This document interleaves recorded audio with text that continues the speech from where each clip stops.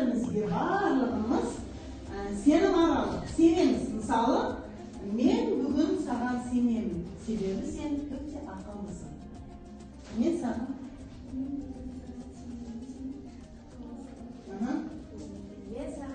өйткені сен ақылдысың. Дарындысың. Дарындысың. Мен саған сенемін, өйткені сен өте ақылды және шапшаңсың. Мен саған сенемін, себебі сен ақылдысың, дарындысың. Мен саған сенемін, себебі сен жақсы баласың. Жақсы баласың. Sen Sen жақсы досың, жақсы. Мен саған сенемін, себебі сен ақылдысың. Мен саған сенемін, себебі сен жақсы оқисың. Мен саған сенемін, себебі сен ақылдысың. Өте жақсы. Енді артымызға қараймыз. Тез ана жерде жазғанды алып тұрып, топқа бөлініп аламыз. Тез отырамыз. Топтарымызға бұл жерде бүгін біз екі топқа бөлінеміз. Отырдық. Тез орнымызға қарап.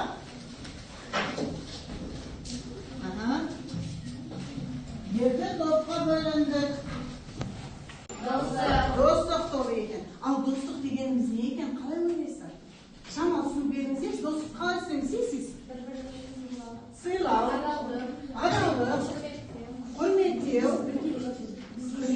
көмектесу. Демек, бұның барлығы не деп атайды екен? Достық. Ал бірлік дегеніміз не екен, ханым? Қалай түсінесіз?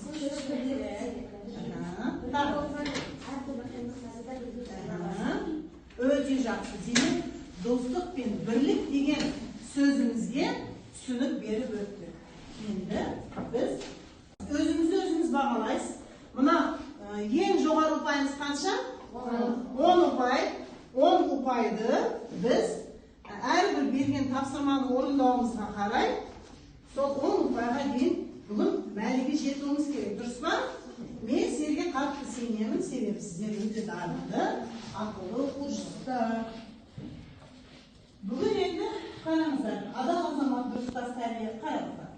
Адал азамат дұрыстас тәрбие бағдарламасының еңбекқорлық және кәсіби біліктілік құндылығын пайдаланып, еңбекті, өзінің және басқалардың еңбек нәтижелерін бағалау, кәсіби өзін-өзі жетілдіру үшін еңбек қызметінің дағдыларын жинақтау, еңбексүйгіштік, еңбекке баулу, табысты еңбектің маңыздылығын түсіну. Ақтанның дерек сөзі, еңбек жай ғана қызмет емес, адам болмысының айнысы кім айтқан екен? Абай атамыздың айтқан сөзінен материалының мазмұны негізінде деректерді келтіре отырып дәлелді жауап беру, бөлшектік сан есімдерді жазба ауызша жұмыстарда орынды қолдану.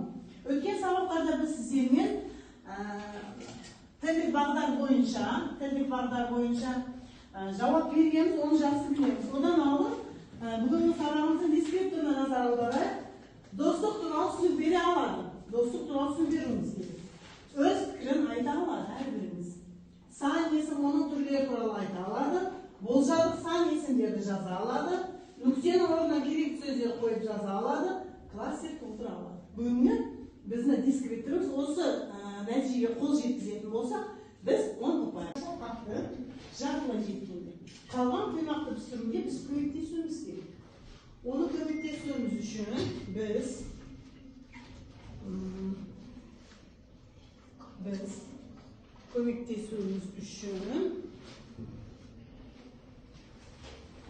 қараңыздар.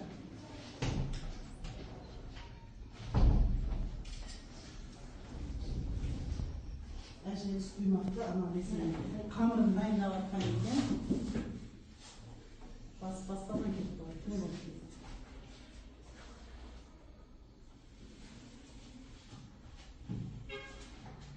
Әжеміздің құймаған қамыры әлі дайын болмай жатқан екен де, сол үшін біз қазір. Енді әжеміздің құймаған пісіру үшін сұрақтарға жауап беруіміз керек. Тез. Кім жауап береді? Сан есім деген не? Сөз табы бір ұпай қос. Ал енді қараңыздаршы бір құймақ дайын. Сан есімнің мағыналық түрлері кім дейсіз? 6 түрге бөлінеді екен. Хоп, жақсы. Болжамдық сан есімнің сұрақтары қандай? Кім айтады? Кім? Ана құймақ деген ана. Бір жұлпақ қосасыздар. Мына қараңыз, бір құймақ көбейіп жатыр. Дара сан есімге мысал келтіріңіздерші. Дара болсын. Дара көбейі деген кім еді? Кім айтты? Сен екен группа айтып отырсаңыз. Дара сен есімге мысал. Ал реттік сан есімге мысал айтайықшы. Реттік бірінші. Ұпай қосаңыз, дұрыс айтқандарыңыз. Енді есептік сан есімге мысал. Есептік. Кейінгісі. Күрделі сан есім. 24. Қалғандарды айтайықшы, аналарды ұпай қазір. Кейінгісі. Сан есімді қайтыр 100-ге жуық. 100-ге жуық. Дұрыс. Қараңыздар, қанша құймақ пісіріп тастадық, иә? Демек, біз қандай түрі бар екен? Енді сан есімді мағыналық қанша түрі бар екен? 6 түрі бар екен. Жақсы. Енді әрі қарай сіздермен құймақты дайындап алдық. Өтілген бойынша шолу жасадық. Енді бүгінгі дәптерімізді ашып бүгінгі жаздық. Досыма сыйлық. Енді қараңыздар, өткен сағатта сіздермен қысқа шолу жасап, досыма сыйлық таңдаймыз деген тақырып бойынша досыма сыйлық жасаймыз деген тақырып бойынша бастадық сабақты. Бұл адамдар арасындағы өзара сенімге құрмет, түсіністікке және қамқорлыққа негізделген терең әрі шынайы қарым-қатынас. Демек, достық не екенін біліп алдық па? Енді қараңыздар, бағана айтыңыздар, өзара сенім деп өте дұрыс. Достар бір-біріне сырын ашып, сенім тапсыра алады. Құрмет, әркімнің жеке пікірі мінезін болатын айта алайын алдым, одан кейін Анығы болмайды. Тым қымбат, тым арзан сыйлықта ол көңілден шықпайды. Дұрыс, тағы да енді жас ерекшелігіне де назар аударуымыз керек. Мен кеше айттым, әжемізге допты беруге болмайды. Немесе жасы кішкентай балаға үлкендердің кітабын сыйлауға бола ма? Болмайды, ол түсінбейді, жыртып қоюы мүмкін. Демек, оны білдік. Енді мына сөздігімізге қайттық. Сыйлық. Что такое сыйлық? Это подарок. Назар. Внимание. Арзан. Дешевый. Тым. Слишком. Уақытылы. Современный. Уақытылы деген сөзімізге бір сөйлем қараңыздар. Туған күн өтіп кеткеннен кейін сыйлық беруге бола ма? Керегі жоқ. Кәдесі? Қаражат? Өте жақсы. Өткен сабақтарда сан есімнің қанша түрі бар деп есептедік? 6 түрі. Есептік сан есім. Это количественное числительное. Вам понятно? Количественное числительное. 1, 2, 1, 2. Это количество. Считается количество. Понятно? Реттік сан есім. Это порядок. В каком классе учишься? В 8. В каком этаже? 3. Бұл ыншы журналын жасалатты. Орыс тілінде де қалай жасалатын білесіз. Кейінгісі жинақтық сан есім. Аудио журналымен жасалады. Собирательный числительный. Бөлшектік. Бүгін көп назар аударатымыз бөлшектік. Дробный. Это вам понятно, да? 4-тің 1, 5-тен 2. Енді одан кейінгісі топтау сан есім. Топтау. Шығыс септіктен. Это разделительный числительный. Болжалдық сан есім – это приблизительное числительное. Өткен сағат өткен болжалдық сан есім. Мүмкін сағат 5:30-да үйге қайтам дедік. Демек, бұл қандай сан есім түрі екен? Болжалдық. Түсінікті болды, иә? Енді есептік сан есімге бір сөйлем тез айтып жіберейікші тез. Қайтып, тез. Мен бүгін 3 алмай жедім. Өте жақсы. Енді реттік сан есімге тез. Журналды екінші болып тұрады. Өте жақсы. Бұл жерде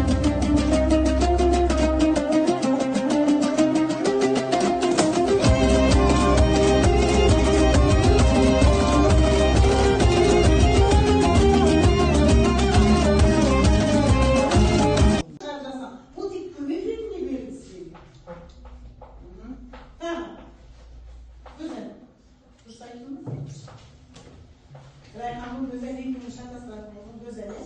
Buna yakta da şazın.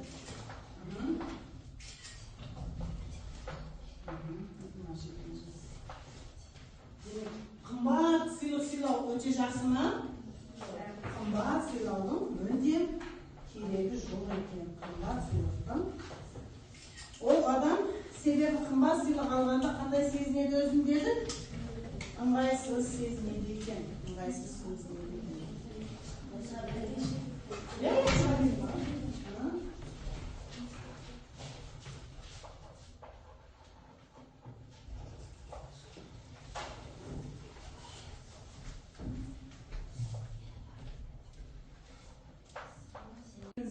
Шамал түрлі сөйлесейік. Әзірге хат жазамыз. Қолдан құттықтау жазып бересіз. Ол үшін не аласыз екеннен? Қағаз. Түрлі түсті қағаз, қалам, Қайшы. алып дайындадыңыз. Жақсы, отырамыз. Енді үлкен сыйлық алып келе жатқан кеме бар екен да, оны ішіндегісін мына құстар ұрлап кетіпті. Тез құсты аузындағын атып, құсты аузындағын түсіреміз. Тез полиция өзін бастайсам, қарағым бір құстың басқып. Қара, бұл жерден тез полицияны атап шық. Отбасында біздің отбасында 6 Тағы оқи бер. ата, әже, әкем. Жоқ. Үйде 4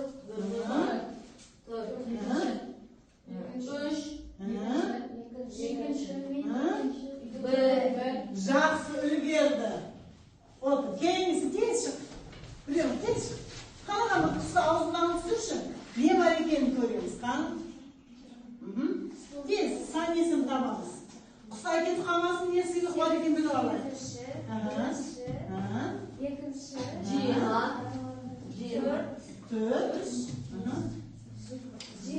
Жиырма. Жақсы. Кейінісі тез білемін шық. Тез болмады. Тағы бір құсты. Қалаған бір құсты. Тек мұнаға кестеді. Тез, санесін табай. 500. 1000. Бағасыздар жерде. Екінші. 1000 деген. Екінші. Жақсы. Кейінісі тез шық.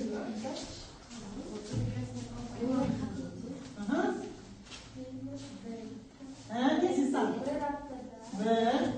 Bir. 5. Бірінші. Қайыр қап кетіп алып. Үшінші. Құса кетіп қалмасын сені қылдайсыз? 40 деген сөз бар. Жақсы. Кейінісі тез кеп тұрыңыз. Қараңыз 1, 2, 3, 4, 5, 6 құс бар екен. Тез. 2. Сыйлыққа қызыққаны барлығымыз төлеп беріп отырмыз, иә? Екіншісіне. Қазір енді үлгермей қалды емес, тез білемін. Кет. Tamam, кет.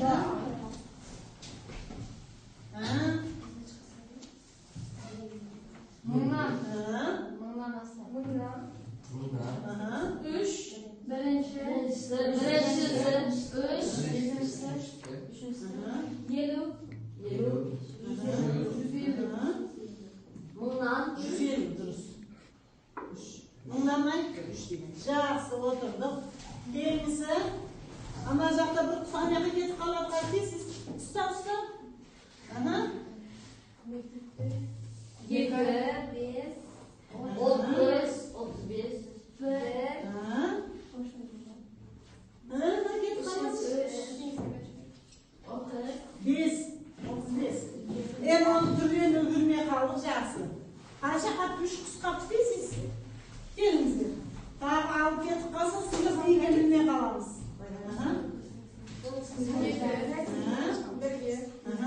30 минут.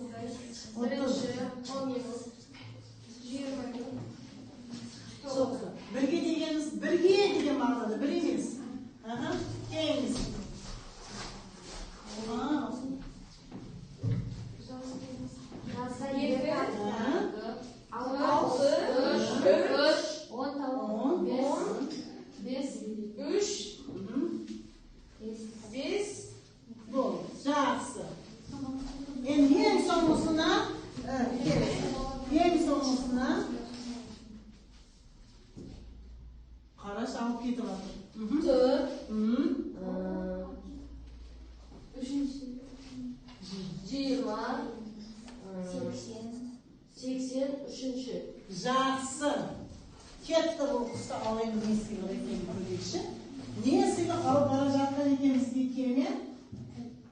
Не алып кепті? Демек білім кертін алдық па? Бүгін қол жеткіздік па? Барлығымыз білім кертін алып, барлығымыз бүгін сабағымыз түсінікті болды ма? Жақсы, сабағымыз түсінікті болған болса. Қандай тақырып екен? Тапсырма не екен? Жылы ертке жазып келу. Ал енді ұпайымызды тез айтамыз. Ұпайымыз барлығымыздікі жетіп қалды ма оның ұпайға? 9 болды, өте жақсы. 10-ға жетті, жақсы.